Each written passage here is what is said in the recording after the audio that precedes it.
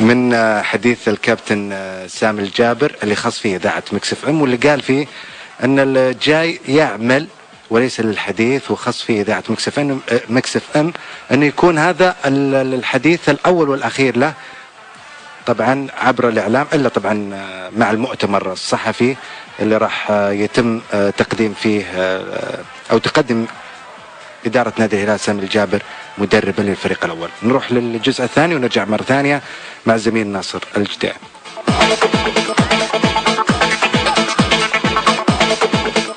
طيب أبو عبد الله، ما ودي أدخل أيضا في أسماء، أنا عارف لك خصوصيتك واحترافي في عملك، هذا من السابق وحتى في الآن. سامي الجابر الموسم القادم فنيا مع الهلال راح يكون يتجه على مستوى اللاعبين الأجانب لأوروبا أو لأمريكا اللاتينية. إذا عفيتني عن السؤال هذا سامر، لأني كنت جاوبت عليه. إذا أنا شوف، هنا مشكلة كبيرة في عالم كرة القدم السعودية، يعتقدون أن ترى في هذه الأسئلة فيها أحسن فيها تجارة، مو بس.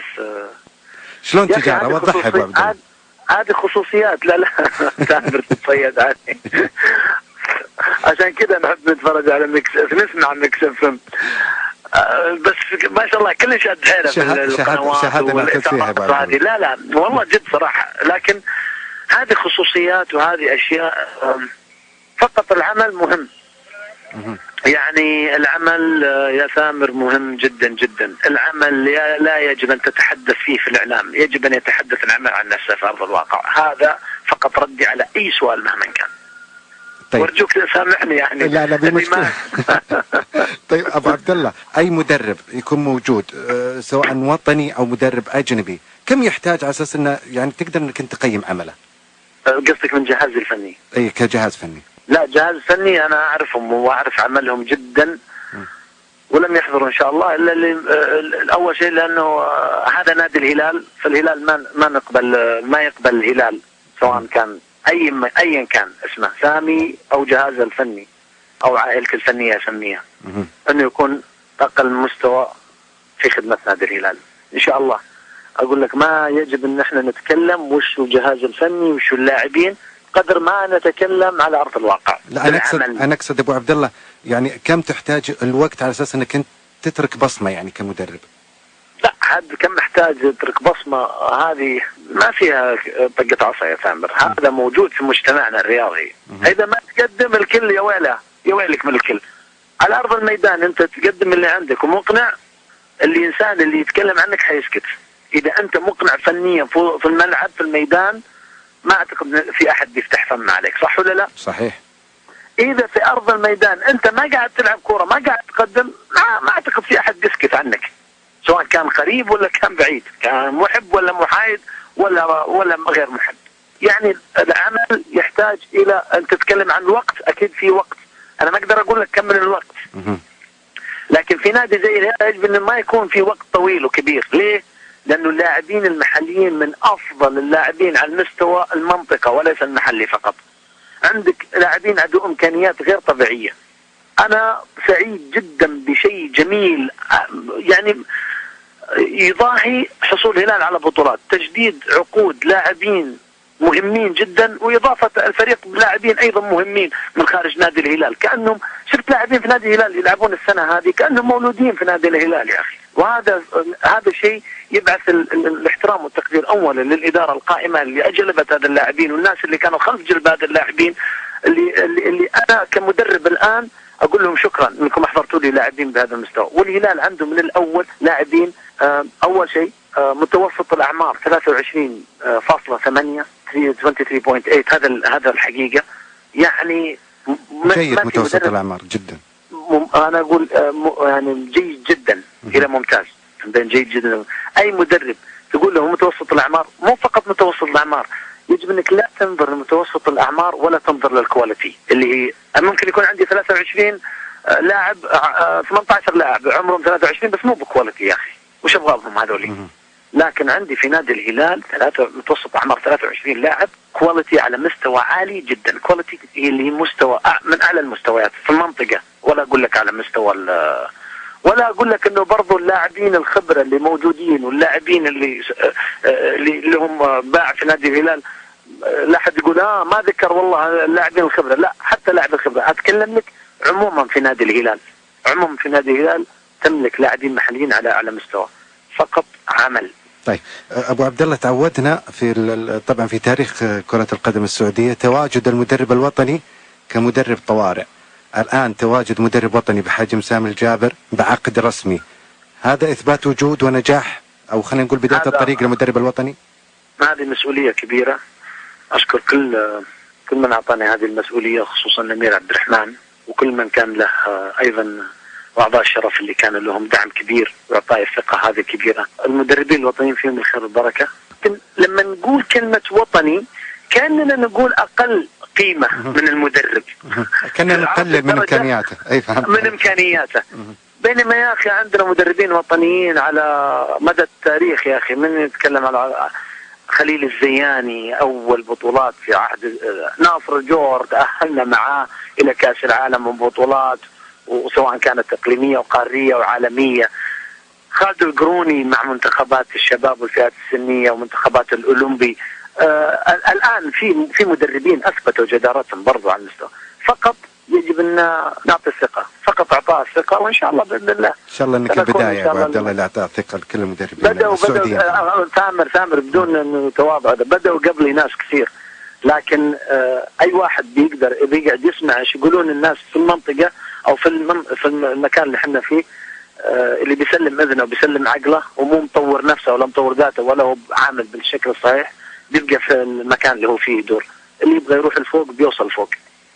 طيب كابتن سامي، انت ما شاء الله عليك متابع لكل مواقع التواصل الاجتماعي، مع كثرة الاخبار وكثرة المتمصدرين خلينا نقول لك واسميهم، الجمهور يحتاج اجابات لكثير من التساؤلات. يعني مثلا متى بيكون اعلان اسماء اللاعبين الاجانب في نادي الهلال بشكل رسمي؟ عند التوقيع مع الاجانب. باقي وقت طويل؟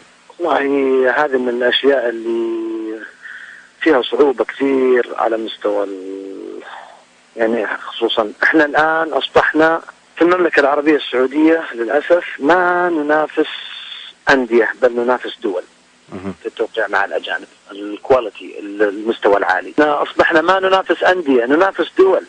طيب أبو عبد الله، يعني بعطيك كلمة ترى بصراحة أتكلمها يعني من ودي، يعني إيه يعني الرد هذا من قلبي، يعني من خاطري اللي في غيرة على بلدي، حب البلدي صدق. يعني نبغى نجيب لاعبين على مستوى عالي، أحيانا نصطدم فيهم في طلبات وفي أشياء وما هي موجودة عندنا. يعني وجدتها كثيرة الفترة الماضية؟ إيه طبعا وجدها. لما أنا عشت 4 سنوات مدير عام إدارة كرة القدم، في طريقة مباشرة في التعاقد، في إقناع لاعبين، في إقناع مدربين، في أشياء كثيرة. يعني ما عاد الآن تنافس إنك تنافس بجهد ومال، تغريب مال يجي، لا في أشياء أكبر من وضعنا الاجتماعي يفرق أبو عبد الله في كل شيء. يعني اللي بيفهم عبر المكس أفهم بيفهم، اللي مو فاهم السؤال اللي بعده. طيب السؤال اللي بعده أبو عبد الله، حاب إني أنا بعرض عليك أكثر من اسم وتعطيني كلمة رأيك في هذه المرحلة الآن. أبيك تعطيني كلمة لجمهور نادي الهلال من سامي الجابر. سامي واحد منكم وفيكم، أتمنى دعمكم لي في هالمرحلة. بدون دعمكم ما أعتقد أني راح أقدر أكون في بيئة وعمل أقدر أقدم كلمة عندي. لكن لما كنت كلاعب ما يرجعني للمكان الصحيح إلا جمهور نادي الهلال بوقفاته معي. الآن أحتاجكم أكثر من أي وقت مضى. أتمنى إن شاء الله نكون يد واحدة وقلب واحد، وهذا ما عودتونا عليه دائما في كل شيء. ما أعتقد أنه يعني أنا بحرص جمهور نادي الهلال على دعمي أو دعم نادي الهلال، لكن دعم سامي هو دعم نادي الهلال. أنا مرتبط في نادي الهلال، هذا اللي أقدر أقوله حاليا. الأمير عبد الرحمن بن مساعد، أشكر كل الشكر أخي وصديقي ورئيسي، أعطيتني هذه الثقة، أتمنى أن أكون عند حسن ظنك إن شاء الله. الأمير أحمد بن سلطان، شكرا لكل ما قدمته النادي الهلال في الفترات السابقة. أعتقد أنه الهلال أيضا كسب عضو شرف يحب فعلا نادي الهلال من كل قلبه. الأمير بندر بن محمد، أشكر الأمير بندر بن محمد كل ما قدم لي، من سواء من كنت في ناشئين نادي الهلال إلى أن أصبحت مدرب. إن كان الأمير بندر بن محمد عنده تحفظ على أني أنا أكون كمدرب، فهذا يعطيني مسؤولية أكبر اكبر، لاني ان شاء الله لهالقامه والقمه ورئيس هيئه اعضاء الشرف اني اثبت ان شاء الله اني انا في المكان الصحيح. حسن الناقور. فخر الهلاليين، هذا الكلمات تاتي بمسمى الرجل اللي تجده في كل الاماكن يدعم نادي هلال بحب، بقلب، عضو شرف وعضو مجلس اداره ومشجع ومحب للكيان. اخيرا ابو عبد الله، ودنا نعرف منك موعد المؤتمر الصحفي ان شاء الله بعد ما وقعت العقد الان. سيعلن ان شاء الله في القريب العاجل حتى يتم التنسيق مع المركز الاعلامي. اذا اسمح لي بالخاتمه هذه ثامر. تفضل ابو عبد الله. بس انا قبل ما تختم ابو عبد الله، انا ابغى اختم عشان ما تسال زياد. لا ما راح اسال، بس ابي منك كلمه لاذاعه مكس اف ام وبعدين الختام لك. سم مكس اف ام عاشاتي مجروحه. انا من اكبر واشد المتابعين المكس اف ام، متابع لطرحك.